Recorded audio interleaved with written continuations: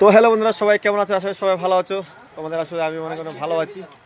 তো আমি চলে এসেছি, আমরা সবাই মিলে দেখো যে লেবারগুলো সব কোম্পানিতে চলে এসেছি আমরা।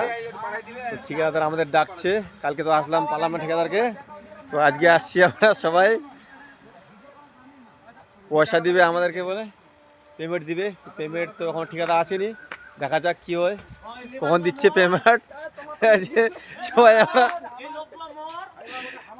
সব দেখো ও বেকার মজ মস্তি করছি এখন।